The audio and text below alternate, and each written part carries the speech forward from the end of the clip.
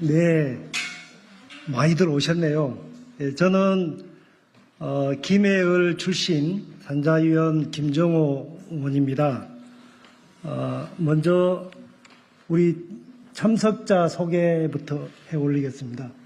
제 왼쪽에 염태영 의원님 참석하셨고요. 그 다음에 허영 애결이 간사님, 민영배 의원님, 박지혜 의원님, 박정현 의원님, 임미애 의원님, 송재봉 의원님, 김성환 의원님, 비상의 이소영 의원님 이렇게 오셨습니다. 앞에 참석 연명하신 의원님들 적혀 있는데 뒤늦게 확인된 분이 몇 분 계셔서요. 추가 소개하겠습니다. 민영배 의원님, 요 명단에 추가해서 민영배, 한정혜, 위성곤, 김영배 이렇게 4당의 21분이 요 기자회견에 연명하고 참석하셨습니다. 오늘 오전에 윤석열 대통령이 체코 방문을 시작을 했는데 출발했겠죠. 오전 다 돼가니까. 많은 분들이 우려하고 있습니다. 4대 그룹 총수를 비롯해서 한 60명 경제사절단을 이끌고 체코로 떠났는데요. 우선 협상자로 지정받은 것은 다 알고 계시고 24조 원 잭팟 터뜨렸다.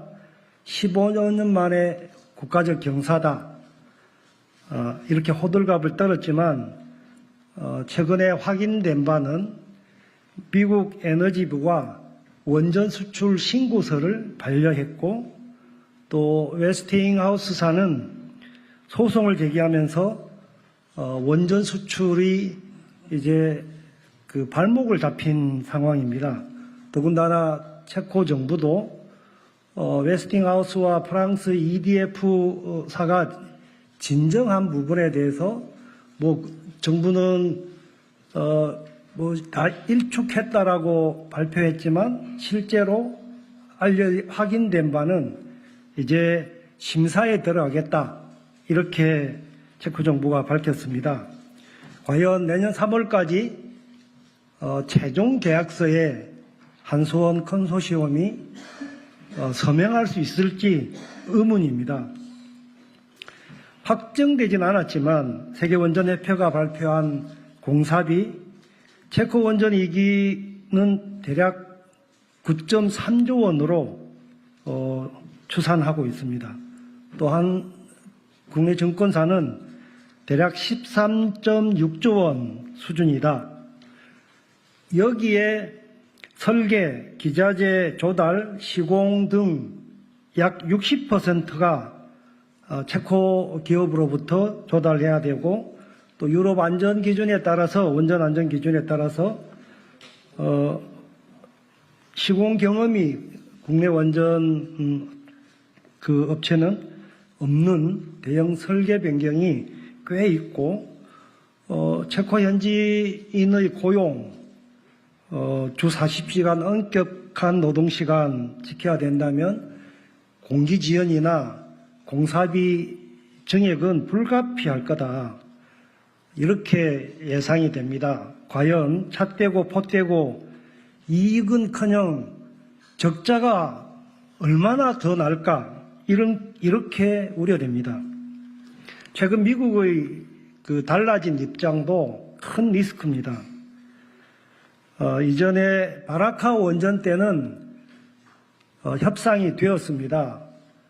정확하게 지금 밝혀지진 않았지만 대략 수주 금액의 10% 수준에서 기술 사용료, 그리고 그 다음에 핵심 기자재 조달비 이렇게 해서 대략 2조 원 가량이 웨스팅하우스에 제공하고 원전 수출에 동의를 해 주었다. 그렇게 해서 아랍에미레이트 바라카 원전은 성사가 된 것으로 알려지고 있습니다.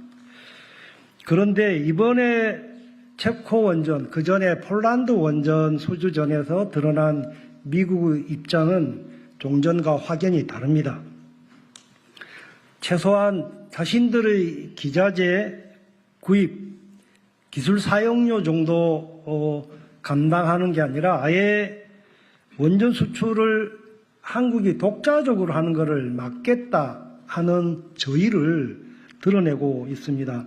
아예 하청 기업화하려는 의도가 아니냐 이런 우려도 합니다.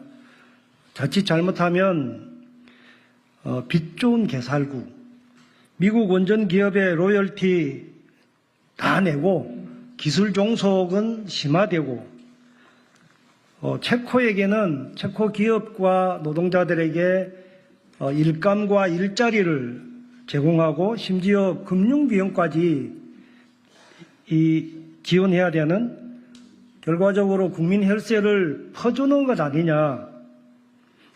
이제라도 냉정하게 짚어봐야 될 것 같습니다. 오늘 이 자리에 이렇게 급하게 추석 연휴가 끝나자마자 여러분들 찾아뵙고 이런 우려를 전하고 이 기자회견을 시작으로 해서 앞으로 국감 때 바라카 원전 정보지금 한전 컨소시엄이 한사코 공개를 거부하고 있습니다. 체코 원전에 대해서도 마찬가지인데요. 이거 올해 국감을 통해서 철저하게 국민 입장에서 국익을 위해서 꼼꼼하게 들여다보겠다 이런 신호탄을 오늘 쏘는 것입니다. 아무튼 이제 기자회견문 돌아가면서 이렇게 말씀드리겠습니다. 첫 번째. 첫 번째입니다. 네. 무리하게 추진하는 체코 원전 수출 전면 재검토하라. 존경하는 국민 여러분, 윤석열 대통령이 오늘부터 22일까지 체코를 방문합니다. 24조 원의 잭팟이라고 부르던 원전 수출이 미국의 문제 제기로 어려워지자 부랴부랴 만든 일정으로 보입니다. 하지만 전문가들은 이 시기에 왜 미국이 아닌 체코를 방문하는지 이해할 수 없다고 합니다. 윤석열 정부의 원전 수출에 발목을 잡은 건 미국이지 체코가 아닌데 말입니다. 이는 그간의 균형 외교 노선을 버리고 미국에 집중했지만 미국의 정부와 원전 수출을 상의조차 할 수 없는 상황에 놓여 있다는 증거입니다. 지난 8월 안덕근 산업통상자원부 장관이 미국을 방문했을 때도 미국을 설득하지 못하고 빈손으로 귀국한 것이 이를 증명합니다. 사실 윤석열 정부의 원전 수출 열기는 처음부터 불가능했습니다. 전 세계적으로 원전은 건설 비용이 수십조 원으로 증가하면서 건설이 지연되거나 보류되고 있기 때문입니다.